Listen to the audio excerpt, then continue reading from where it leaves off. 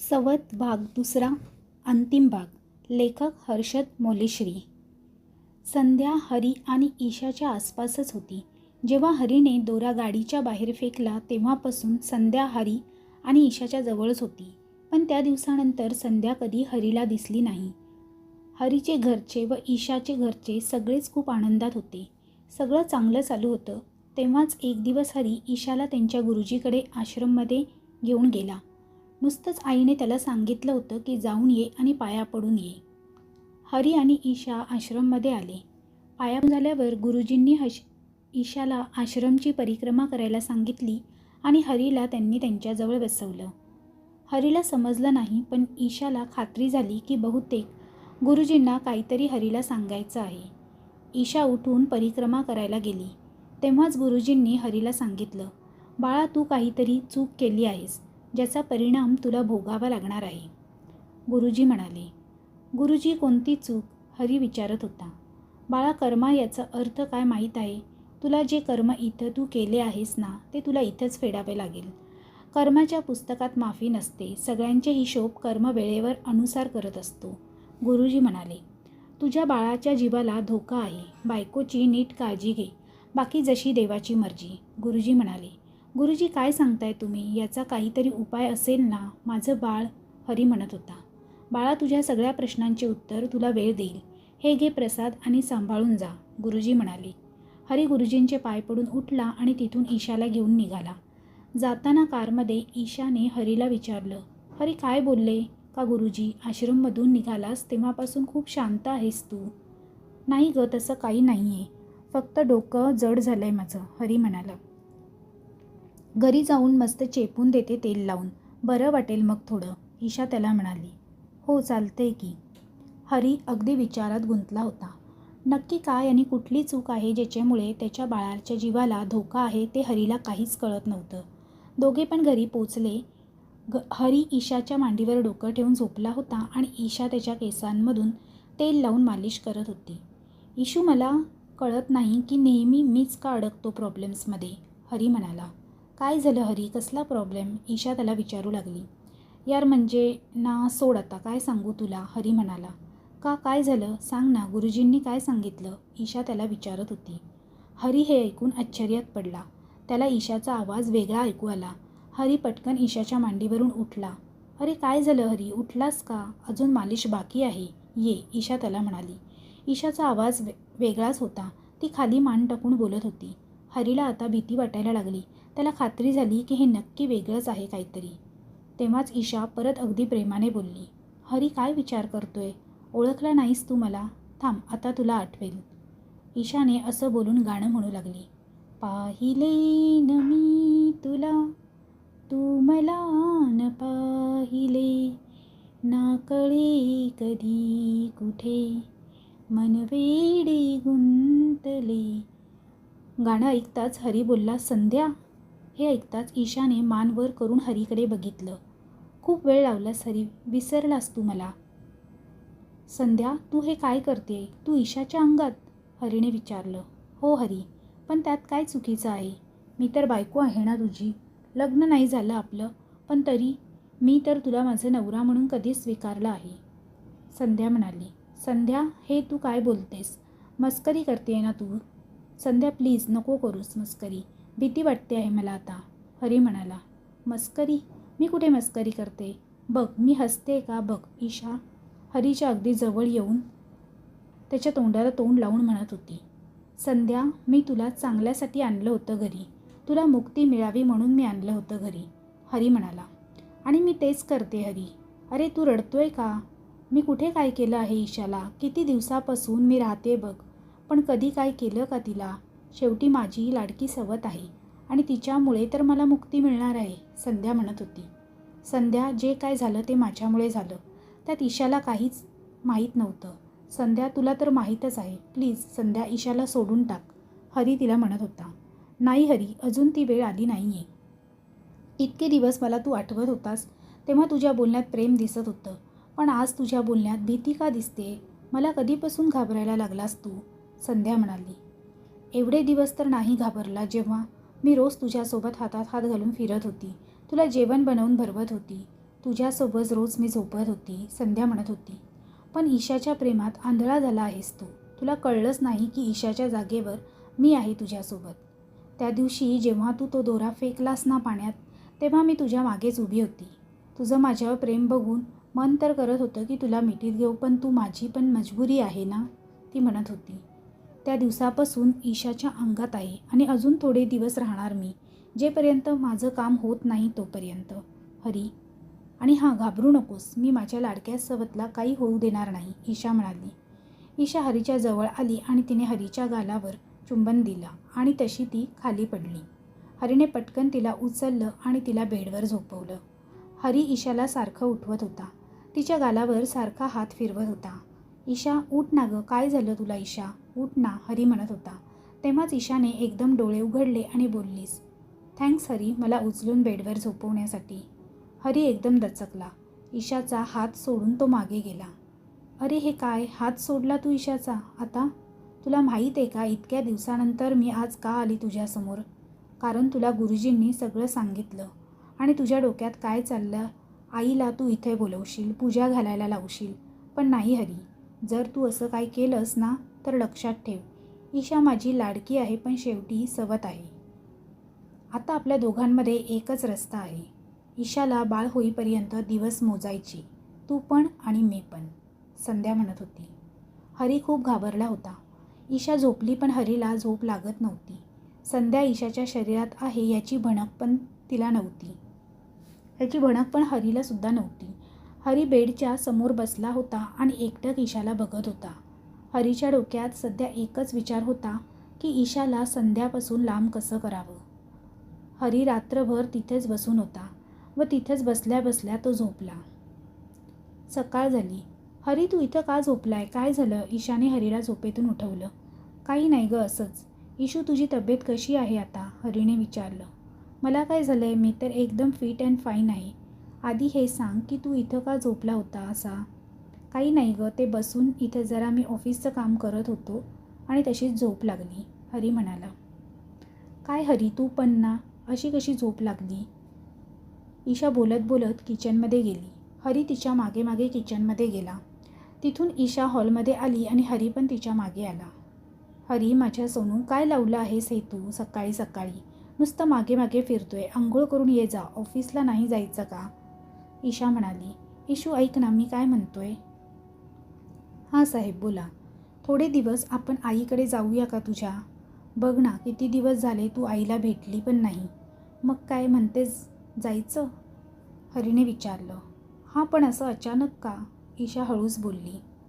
अचानक कुठे इशू, बघ आता तुझी प्रेग्नन्सीची बातमी ऐकून आई बाबा किती आनंदात आहेत आणि त्यात जर आपण त्यांना भेटायला जाऊ तर त्यांना किती आनंद होईल. हो, पण तरी असं अचानक जायचं, ईशा म्हणत होती. हो मग काय, सरप्राईज देऊया ना जाऊन त्यांना, हरी म्हणाला. अच्छा, सरप्राईज द्यायचं आहे. ईशाचा आवाज अचानक बदलला. हरी हे ऐकून दचकला. मी काल तुला इतका मोठा सरप्राईज दिलं तरी अजून तुला सरप्राईज द्यायचं आहे हरी? ठीक आहे, दे. कितीही करशील ना तरी मी जाणार नाही हरी. कर तू, तुला हवं ते कर. ईशाला माझ्यापासून जितकं लांब ठेवण्याचा प्रयत्न करायचा आहे कर, पण पुढे काय होणार याचा विचार पण कर. नंतर सांगू नको की मी बोलली नाही तुला. ईशा असं सांगून लगेच नॉर्मल झाली. ईशाच्या अंगात संध्या होती. हरी काय बोलेन त्याआधीच ईशा बोलली.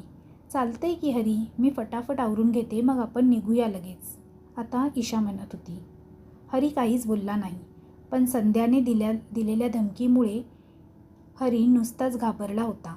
दुपारी दोघे पण कारने ईशाच्या घरी जायला निघाले. रस्त्यात अचानक गाडी बंद पडली. हरी, काय झालं?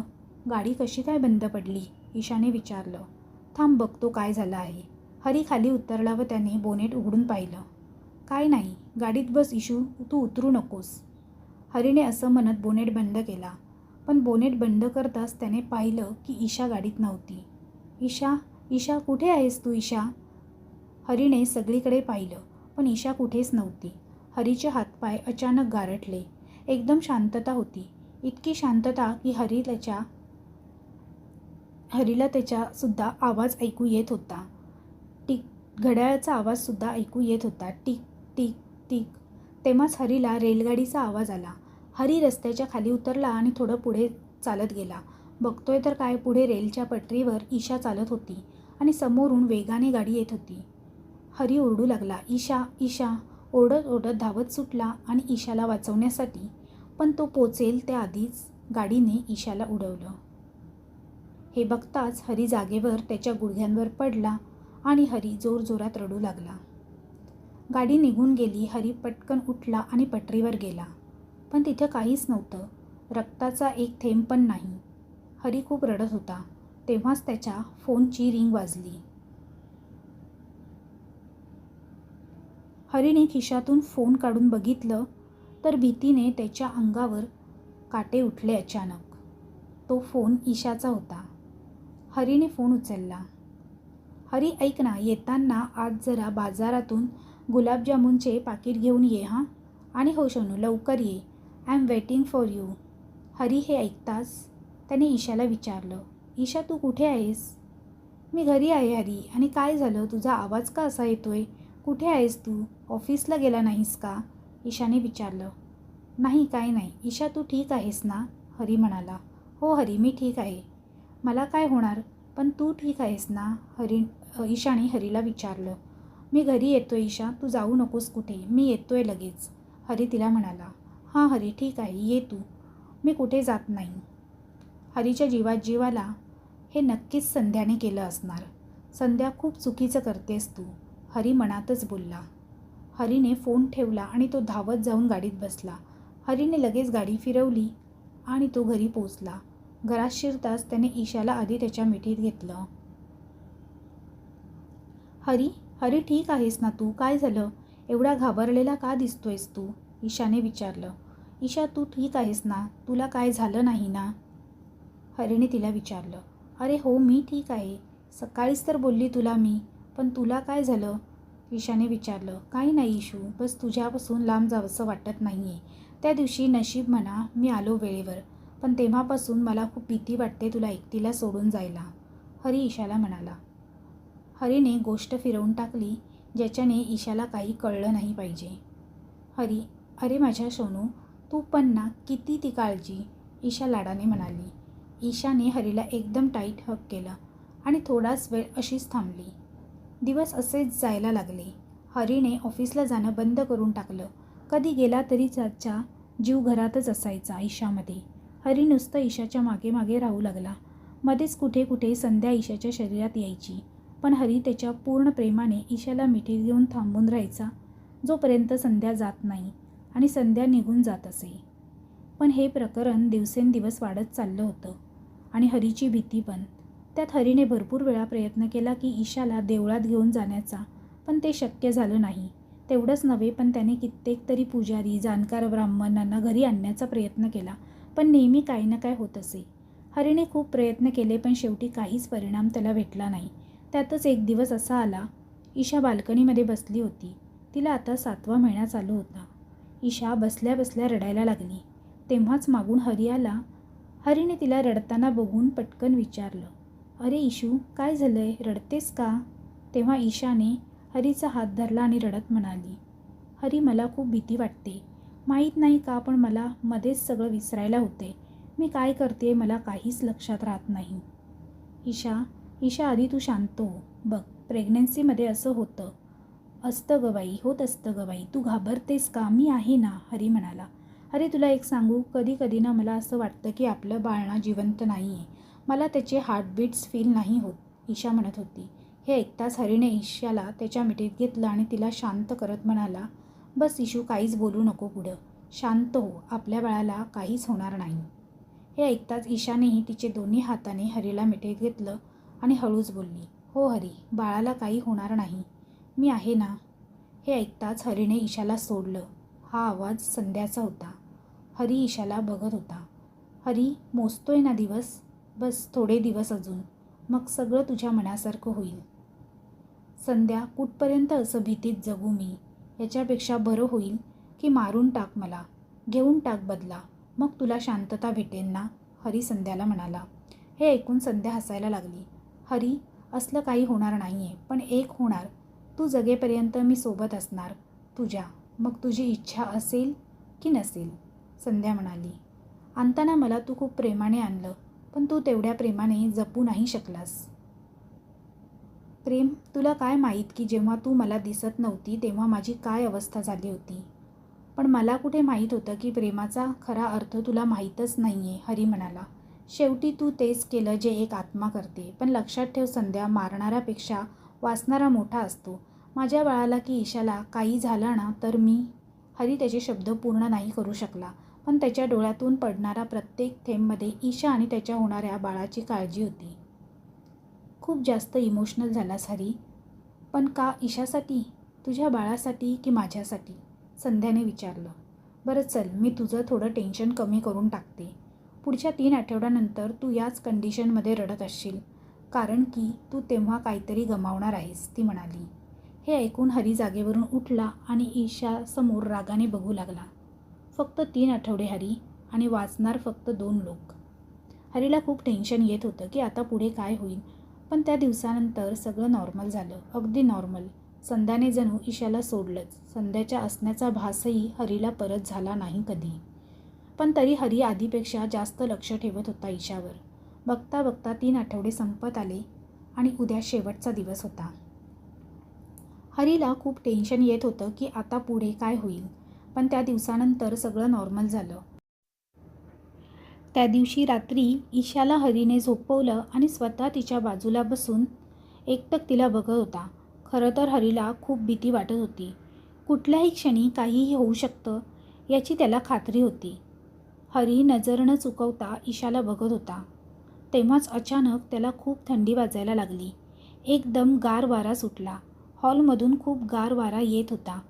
हरीने ईशाकडे पाहिलं आणि मग उठून हॉलमध्ये गेला. बघितलं तर बाल्कनीची खिडकी उघडी होती. हरीने खिडकी बंद केली. पण मागे वळताच त्याने पाहिलं की हॉलमध्ये सगळी एक निळ्या रंगाची चमक वाहत होती. हे दृश्य खूप विस्मयकारक होतं. हरीला कळलं की नक्की काहीतरी होणार आहे. तो घाबरला आणि धावत बेडरूममध्ये आला. ईशा गाढ झोपेत होती. तेव्हाच आतून त्याला आवाज ऐकू आला, हरी. हरी मागे वळला आणि हळूच चालत परत हॉलमध्ये आला. हरीला त्याच्यासमोर जे काही त्याच्यासोबत घडलं होतं ते सगळं दिसत होतं. जणू त्याच्यासमोर थिएटरचा मोठा पडदा आहे, ज्यावर त्याला सगळं स्पष्ट दिसत होतं. सुरुवातीपासून, जेव्हा तो संध्याला भेटला तेव्हापासून. तेव्हाच संध्याने त्याचा हात धरला. हरी घाबरला. बघतोय तर काय, बाजूला संध्या उभी होती. संध्या हरीला पुढे घेऊन आली. पुढे येता येता अचानक सगळं बदललं. हरी गाडीत दारावर उभा होता. गाडी पुलावरून जात होती आणि संध्या हरीच्या मागे थांबली होती. हा तोच दिवस होता ज्या दिवशी हरीने मनालीवरून येताना तो दोरा पाण्यात टाकून दिला होता. हरीने त्याच्या हातातून दोरा काढला. तो दोरा तो फेकणारच होता पाण्यात, तेव्हाच अचानक त्याने तो दोरा खाली न फेकता त्याच्या खिशात ठेवला आणि डोळे मिटून तिथंच थांबला. संध्या हरीच्या मागेच उभी होती. हे पाहून संध्याला कसं तरी वाटायला लागलं आणि जसा हरी मागे फिरला ती अदृश्य झाली. सगळं अचानक नॉर्मल झालं. संध्या हरीच्या समोर उभी होती.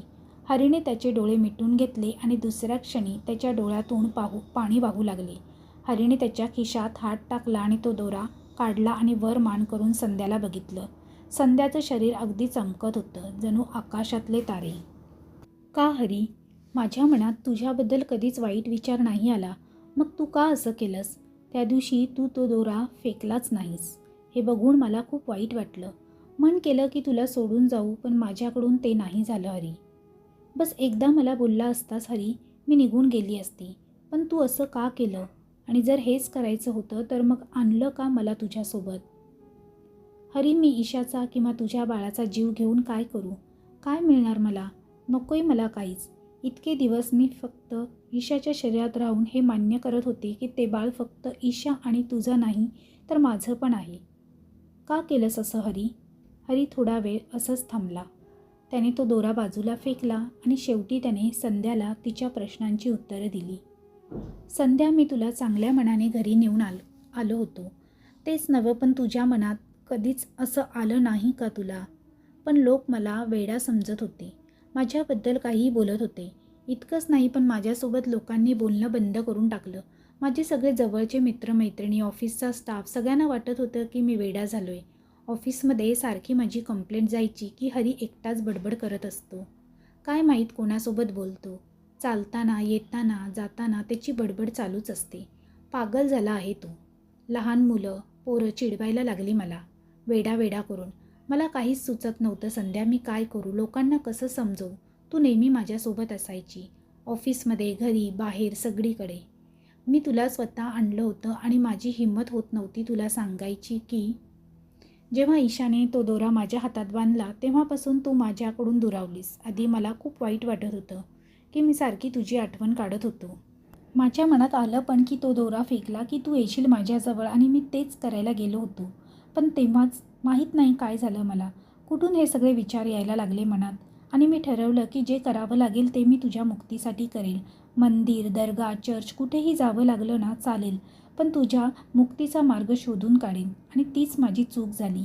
मी ते विचार करून तो दोरा खिशातच ठेवला आणि विचार केला की ह्याच्याने तू माझ्याजवळ येणार नाहीस आणि मग परत कोण मला वाटणार नाही की मी आणि तेच मी काहीही करून तुला मुक्ती मिळावी त्यासाठी हवं ते करेन. आणि पण तसं झालं नाही ना. खूप फिरलास ना तू ईशाला खोटं बोलून बोलून, पण झालं नाही ना काही. बरीच पूजा केलीस तू, दानधर्म केलंस, पण जे करायचं होतं ते नाही केलंस हरी. संध्या म्हणाली. तुला आठवतंय मी काय बोलली होती हरी? हरी, मला नाही माहीत मला मुक्ती कशी मिळणार, पण एक क्षण मात्र, एक क्षण, एक अशी वस्तू, एक असं काम ही पुरेल ज्याच्याने मला मुक्ती मिळेल. आणि तो क्षण होता तू हरी. तुझा माझ्यासोबतचा एक क्षण प्रेमाचा. बस, संध्या म्हणत होती. जर मनापासून हे केलं असतंस तर हे कधीच झालं असतं. मी हे तुला कधीही सांगू शकली असती, पण मला तुझं खरं प्रेम हवं होतं हरी. संध्या म्हणाली. संध्या बोलता बोलता रडायला लागली. हरी, मला माहीत आहे मला घेऊन तू कधीच वाईट विचार नाही केलास. तू आश्रममध्ये पण याच्याचसाठी गेला होता. तिथे तुला गुरुजींनी सांगितलं पण. बाळा, तू काहीतरी चूक केली आहे ज्याचा परिणाम तुला भोगावा लागणार आहे. हरीला गुरुजींनी म्हटलेलं आठवलं. मला वाटलं की तू आता तरी माझ्याशी बोलशील, पण नाही, संध्या म्हणाली.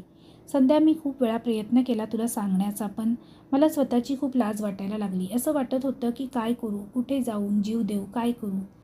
हरी, जाऊ दे. तसंही आता मी जाते, परत नाही येणार आता मी. आणि हां, आज थांबवू नकोस. हरी, मला बस शेवटची एक इच्छा पूर्ण करशील माझी? हरीने काहीच उत्तर दिलं नाही. बस तो संध्याला नजर भरून पाहत होता. डोळे बंद कर, संध्या हळूच बोलली. हरीने डोळे बंद केले आणि संध्याने जवळ जाऊन हरीला ओठांवर चुंबन दिलं आणि परत मागे सरकली. हाच तो एक क्षण होता. संध्याच्या जाण्याचा वेळ आला होता. संध्याचं शरीर चमकत होतं, जणू आकाशातले तारे स्वतः तिला घ्यायला आले आहेत. संध्या जात होती तेव्हाच मागे वळून बोलली. हरी, फक्त ब्रेकवर पाय ठेवायला विसरू नकोस. संध्या असं बोलून अदृश्य झाली. हरीला आता खूप पश्चाताप होत होता, पण त्याचा आता काहीच फायदा नव्हता. संध्या निघून गेली आणि सगळं जसं होतं तसं आधीसारखं झालं. सकाळ झाली. ईशा उठली. हॉलमध्ये येऊन पाहिलं तर हरी सोफावर झोपला होता.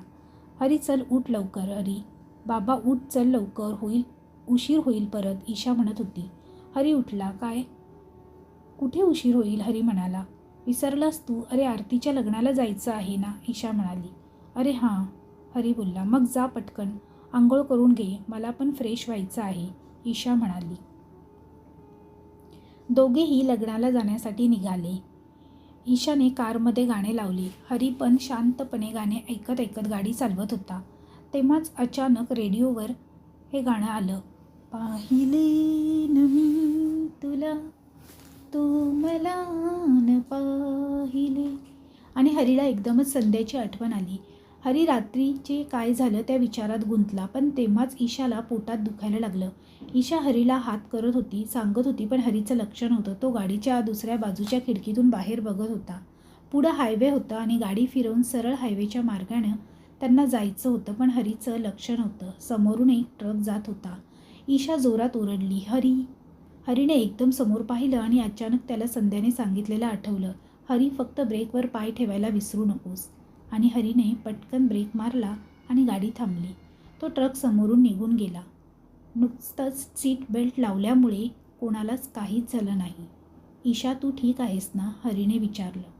हरी, मला खूप दुखतंय पोटात, लवकर दवाखान्यात घेऊन चल हां. ईशाने दुखणं सहन होत नव्हतं. ती ओरडत होती. हरीने पटकन गाडी फिरवली आणि तिला दवाखान्यात घेऊन आला. ईशाला पटकन ऑपरेशन थिएटरमध्ये घेऊन गेले. थोड्याच वेळानंतर डॉक्टर आले आणि हरीला म्हटले, बघा, मी त्यांना बघितलं. तुमच्या बायकोची डिलिव्हरीची तारीख अजून पुढे आहे, पण त्यांना वेळेच्या आधीच लेबर पेन होतंय. अशा सिच्युएशनमध्ये it's difficult to say, but बाळाला वाचवणं कठीण आहे. हे ऐकताच हरीचे हातपाय थंड पडले. डॉक्टरांनी पटकन ऑपरेशनची तयारी केली. हरी शांतच बसून होता. त्याला काहीच सुचत नव्हतं. तो सारखा बस प्रार्थना करत होता देवाला. तेव्हाच त्याला संध्याचे ते शब्द आठवले, हरी बाळाला मी काहीच होऊ देणार नाही. आणि डॉक्टर बाहेर आले. It was quite difficult, but let me say you are blessed with a baby girl. आई आणि बाळ दोघेही स्वस्थ आहेत. थोडे वेळनंतर त्यांना ICUमध्ये शिफ्ट करू, तेव्हा तुम्ही त्यांना भेटू शकतात. तोपर्यंत प्लीज कोऑपरेट, डॉक्टर म्हणाले. Thank you so much doctor. Hari आनंदाने भरला. ईशाला शिफ्ट केल्यानंतर हरी तिला भेटायला गेला. ईशा बाळाला जवळ घेऊन झोपली होती. हरीने ईशाला जसं चेहऱ्यावर हात लावला तशी ती उठली. हरीने तिच्या मुलीला हातात घेतलं. ओय बघ, डोळे बघ, उघड, बघ बाबा आले आहेत. संध्या. ईशाच्या तोंडातून हे नाव ऐकताच हरी ईशाकडे आश्चर्याने पाहू लागला. आपल्या मुलीचं नाव संध्या. छान आहे ना हरी, ईशा म्हणत होती. हरीचे डोळे भरून आले हे ऐकताच. आणि मग हरीने ईशाला सांगायची सुरुवात केली, कसं त्याला संध्या भेटली आणि कसं हे सगळं घडलं. ईशाला यातलं काहीच माहीत नव्हतं. हे सगळं ऐकून ईशाला मोठा धक्का बसला, पण तिने स्वतःला सांभाळलं. हरी रडू नकोस, जे होत असतं ते चांगल्यासाठीच होत असतं, ईशा त्याला म्हणाली. हो ईशा, पण संध्या, हरी म्हणाला. काय हरी, तिने तुला सांगितलं होतं ना की ती नेहमी तुझ्यासोबत राहणार आहे, मग तुझी इच्छा असेल की नसेल, ईशा म्हणाली. हो ईशा, हरी म्हणाला. मग हरी, ती आपल्यासोबतच आहे आणि आयुष्यभर राहणार. बघ हरी, तुझी संध्या तुझ्या हातात आहे, आपली लाडकी मुलगी. ईशाने तिच्या मुलीला हरीकडून घेतलं आणि ती प्रेमाने बोलली, संध्या माझी लाडकी. ए हॅप्पी एंडिंग. जर तुम्हाला ही कथा आवडली असेल तर तुमच्या मित्रपरिवारांसोबत शेअर करायला विसरू नका. तसेच सगळ्यांनी लक्षात घ्या की कुठलाही निर्णय घ्यायच्या आधी 100 वेळा विचार करा की जे निर्णय तुम्ही घेताय किंवा त्या वचनाला तुम्ही पूर्ण करू शकाल का. कोणालाही कधी खोटी आस देऊ नका. तुमच्याकडून जेवढं होत असेल तेवढंच सांगा. आयुष्यात कधी चूक झाली तर त्या चुकांना मान्य करण्यासाठी तेवढी शक्ती मनात ठेवा व ती चूक सुधारून एक नवीन सुरुवात करा. लेखक हर्षद मोलेश्री. तुम्हाला माझ्या कथा आवडत असेल तर व्हिडिओला लाईक करा आणि चॅनेलला सबस्क्राईब करा.